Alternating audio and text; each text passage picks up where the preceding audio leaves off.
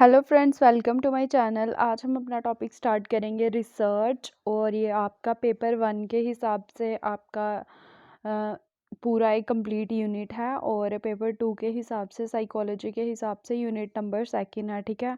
पर जो आपका ए पेपर है उसमें इसका थोड़ा सिर्फ इंट्रो वगैरह ही पूछते हैं या मेथड ऑफ रिसर्च पूछते हैं। बट जो आपका पेपर 2 है उसमें इसके पहले सबसे पहले इसकी करैक्टरिस्टिक्स, एम, ऑब्जेक्टिव वगैरह का पढ़ेंगे, मेथड्स का पढ़ेंगे। उसके बाद हम अपने स्टैट के पोर्शन पे आ जाएंगे, ठीक है। तो इससे पहले मैंने ये वीडियोस अपलोड की थी बट वो क्लियर नहीं थी, इसलिए मैं इनको दोबारा से अपलोड कर रही हूँ। और जिसको भी नोट्स वगैरह चाहिए होंगे, टेलीग्राम के लिंक मैं डिस्क्रिप्शन बॉक्स में दे दूँगी, वहाँ जाके ले लेना आप, ठीक है। तो चलो अब हम अपना टॉपिक स्टार्ट करते हैं। रिसर्च क्या है? एक research is a systematic investigation to find out something new that would add to the existing knowledge. Research आपका एक सिस्टमैटिक इन्वेस्टिगेशन है जिसकी हेल्प से हम क्या करते हैं, कुछ नई चीज़ को फाइंड करते हैं जो कि हमारे एग्जिस्टिंग नॉलेज को इंक्रीज़ करती है, ठीक है। रिसर्च कहाँ से स्टार्ट होता है? एक आइडिया से स्टार्ट होता है और लास्ट में एक थ्योरी हम क्या करते हैं, डेवलप करते हैं। तो रिसर्च क्या है? एक प्रोसेस है। क्वेश्चन पूछते हैं रिसर्च क्या है, आपका प्रोसेस है कि आइडिया है कि थ्योरी है कि इन्वेस्टिगेशन है। तो आपको पता होना चाहिए रिसर्च क्या है आपका। एक रिसर्च इज़ ए प्रोसेस, ठीक है। फिर आ गया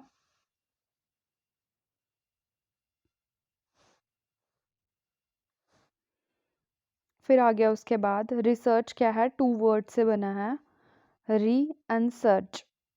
रिसर्च आपका 2 वर्ड से बना है, री एंड सर्च, ठीक है। री means again and search mean find, ठीक है। जब हम किसी चीज़ को दोबारा से फाइंड करते हैं और उसके जो एग्जिस्टिंग नॉलेज को इंक्रीज़ करते हैं तो उसको हम रिसर्च बोलते हैं, ठीक है। एक और डेफिनेशन पढ़ लेते हैं रिसर्च की। Research is research is the process of discovering new knowledge, the knowledge that can be either the development of new concept or advancement of existing knowledge and theories leading to a new understanding that was not previously known। Research क्या है? एक आपका process है जिसमें आप क्या करते हैं, न्यू नॉलेज को डिस्कवर करते हैं या फिर ऐसे नॉलेज को, या तो आप नॉलेज को डिस्कवर कर रहे हैं या जो एग्जिस्टिंग नॉलेज है उसको क्या कर रहे हैं, उसकी एडवांसमेंट कर रहे हैं। नॉलेज की एडवांसमेंट, किसी कंसेप्ट की एडवांसमेंट, किसी थ्योरी की एडवांसमेंट, किसी प्रिंसिपल की एडवांसमेंट, या फिर या तो एडवांसमेंट कर रहे हैं आप एग्जिस्टिंग नॉलेज की या फिर आप क्या कर रहे हैं, डिस्कवर कर रहे हैं नई चीज़ों को जो पहले से प्रेजेंट नहीं है, ठीक है। अब आ गया हमारा next topic, characteristic of research, ठीक है। करेक्टरिस्टिक्स, ये कुछ इसके 13 इंपॉर्टेंट करेक्टरिस्टिक्स हैं जिनमें से क्वेश्चन पूछते हैं वो। सबसे पहले आ गया रिसर्च इज़ ए प्रोसेस। कैसा प्रोसेस है research? Research is a systematic process. Systematic process क्यों है? क्योंकि हम इसमें चीज़ों को स्टेप बाय स्टेप फॉलो करते हैं। Research is A scientific process. Scientific क्यों बोलते हैं? क्योंकि ये एविडेंस बेस है। Research is a cyclic process. अब देखो सिलेंड्रिकल और साइक्लिक का डिफरेंस बता देती हूँ मैं आपको यहाँ पे। अब सिलेंड्रिकल और ये आपका साइक्लिक, इसमें क्या डिफरेंस है? साइक्लिक क्या आ गया आपका, start with a problem and and with a problem. अगर एक रिसर्चर ने कुछ प्रॉब्लम स्टार्ट की, मतलब यहाँ से स्टार्ट किया, ठीक है। अगर एक रिसर्चर ने आपकी कोई प्रॉब्लम स्टार्ट की, ठीक है, फिर वो एक कंक्लूज़न लेके आएगा। जो ये कंक्लूज़न होगा ये फर्स्ट रिसर्चर के लिए सोल्यूशन होगा। बट जब नेक्स्ट रिसर्चर उसी प्रॉब्लम पे या उसी टॉपिक पे रिसर्च करेगा तो उसके लिए ये क्या आ जाएगी, प्रॉब्लम, ठीक है।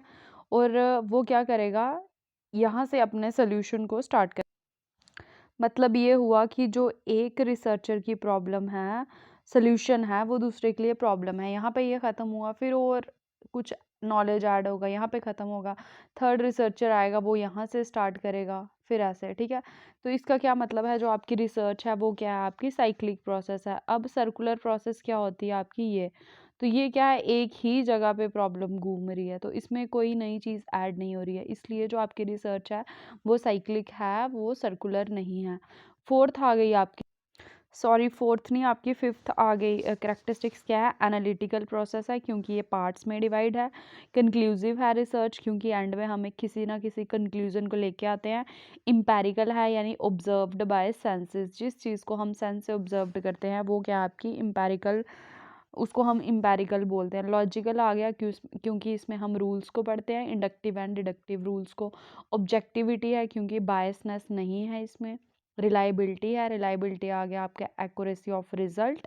एंड वैलिडिटी आ गया आपका एक्यूरेसी ऑफ प्रोसीजर। अब ये एक इम्पॉर्टेंट पॉइंट है, इसको याद रखना। If a research is valid then it is reliable. अगर एक रिसर्च वैलिड होगी तभी वो रिलायबल होगी। ज़रूरी नहीं है अगर एक रिसर्च रिलायबल हो तो वो वैलिड भी हो। वैलिड क्या हो गया आपका कि वैलिडिटी हो गई कि जिस चीज़ को कैलकुलेट करने के लिए आप रिसर्च कर रहे हैं, जो आप उसमें आइटम्स यूज़ कर रहे हैं, क्या वो सच में उस चीज़ को कैलकुलेट कर रही है। अगर आप इंटेलिजेंस का कोई टेस्ट लेते हैं और वहाँ पे आप क्या इंटेलिजेंस का कोई आप रिसर्च करते हैं, उसमें जो आप आइटम्स ले रहे हैं क्या वो सच में इंटेलिजेंस को मेज़र कर रही हैं। अगर सच में कर रही होंगी तो वो क्या आ गई, आपके वैलिड आइटम्स आ गई। तो जो आपकी रिसर्च है वो वैलिड है। रिलायबल आ गया कि अगर जो अभी आप रिज़ल्ट लेके आ रहे हैं क्या वो इन फ्यूचर हम उसको जर्नलाइज़ कर सकते हैं, क्या वो रिज़ल्ट दोबारा से आ सकता है। जैसे आईक्यू का स्केल है, अगर आज हम उससे एक आईक्यू को कैलकुलेट कर रहे हैं तो 5 साल के बाद भी अगर हम किसी चाइल्ड का आईक्यू लेवल टेस्ट करेंगे तो हम आईक्यू स्केल ही यूज़ करेंगे। तो ये क्या है, उसकी रिलायबिलिटी है। फिर आ गई क्रेडिबिलिटी। क्रेडिबिलिटी हम देते हैं in case of secondary data, ठीक है। तो क्रेडिबिलिटी सेकेंडरी डाटा के केस में देते हैं। क्रेडिबिलिटी होती है कि हम उन सब लोगों का नाम मेंशन करते हैं, उनको उनको थैंक यू करते हैं कि जिनका डाटा हमने यूज़ किया, दूसरों को क्रेडिट देते हैं, ठीक है। जनरलाइजेबिलिटी आ गई आपकी, जब रिसर्च को हम क्या करते हैं रियल फॉर्म में लार्ज सैंपल या लार्ज पॉपुलेशन पे अप्लाई करते हैं। जो हमारा रिजल्ट है जब हम उसको रियलिटी में अप्लाई करते हैं उसको बोलते हैं जनरलाइजेबिलिटी, ठीक है। नेक्स्ट आ गया आपका topic goals of research. Main goal क्या है आपके रिसर्च, मेन रिसर्च के आपके गोल क्या आ गए, डिस्क्राइब करना, प्रिडिक्ट करना, एक्सप्लेन करना और अप्लाई करना। यानी कि describe, prediction, explanation and application, ये हैं आपके main important goals of research. इनको याद रखना है, यहाँ से क्वेश्चन आता है। नेक्स्ट आ गया आपका एम्स एंड ऑब्जेक्टिव, ठीक है। एम्स एंड ऑब्जेक्टिव क्या आ गए, सबसे पहले एम्स क्या आ गए आपके, find out something new. M क्या होता है किसी भी रिसर्च का कि कुछ नई चीज़ को फाइंड आउट करना, ठीक है। तो फाइंड आउट समथिंग न्यू क्या आ गया आपका रिसर्च का एम। ऑब्जेक्टिव क्या आ गए, वो स्टेप्स या प्रोसेस या प्रोसीजर जो हम फॉलो करते हैं उन स्टेप्स को अचीव करने के लिए, उस एम को अचीव करने के लिए, उसको बोलते हैं हम ऑब्जेक्टिव ऑफ रिसर्च। ऑब्जेक्टिव क्या होती हैं आपकी, इंटेंशंस होती हैं, ठीक है, रिसर्च के रिलेटेड। फिर आगे आपके type of objective, formulative, descriptive and diagnostic. जो आपके फॉर्मुलेटिव ऑब्जेक्टिव हैं वो किस लिए हेल्पफुल होते हैं या वो उनका क्या काम होता है, या तो थ्योरी को फॉर्मुलेट करना, कंसेप्ट को फॉर्मुलेट करना, लॉ को फॉर्मुलेट करना या प्रिंसिपल को फॉर्मुलेट करना। किसी भी चीज़ की फॉर्मुलेशन करना आपके फॉर्मुलेटिव ऑब्जेक्टिव का पर्पस है। फिर आगे आपके डिस्क्रिप्टिव ऑब्जेक्टिव। डिस्क्रिप्टिव में क्या आता है, किसी चीज़ की डिस्क्रिप्शन देना, किसी करेक्टरिस्टिक की, फीचर की, किसी पार्ट की, किसी भी चीज़ की डिस्क्रिप्शन हम किस में देते हैं, डिस्क्रिप्टिव ऑब्जेक्टिव में। डायग्नोस्टिक आ गया, जहाँ भी डायग्नोसिस आ जाएगा या डायग्नोस्टिक आएगा वहाँ क्या है, find problem and research solution या गिव सोल्यूशन। रिसर्च सोल्यूशन नहीं है, यहाँ पे है गिव सोल्यूशन, ठीक है, गलत टाइप हो गया ये। तो ये हाँ आपके एम्स एंड ऑब्जेक्टिव। एम क्या आ गया कि कुछ नई चीज़ फाइंड करना, ऑब्जेक्टिव आगे जो भी हम स्टेप्स ले रहे हैं उस एम को अचीव करने के लिए वो हमारे ऑब्जेक्टिव है, ठीक है। नेक्स्ट आगे हमारे टाइप्स ऑफ रिसर्च, ये हम कल स्टार्ट करेंगे। आज हमारा सिर्फ यही था important, goals of research and characteristic of research and definition या मीनिंग ऑफ रिसर्च। इसमें से कोई भी डाउट होगा तो मुझे कमेंट करके बोलना। कल नेक्स्ट वीडियो हम लेके आएंगे इसी टाइम पे और वो होगी मेथड ऑफ रिसर्च पे, ठीक है। मेथड ऑफ रिसर्च पढ़ेंगे आउटकम के बेसिस पे, फिर ऑब्जेक्टिव के बेसिस पे, जैसे जैसे चलेगा तो इसको आगे चलाते जाएंगे, ठीक है। वीडियो अच्छी लगेगी तो लाइक करना, चैनल को सब्सक्राइब करना और वीडियो को शेयर भी करना। और जो भी डाउट होगा मुझे कमेंट में भी पूछ सकते हो, टेलीग्राम में मैसेज करके भी पूछ सकते हो। Thank you.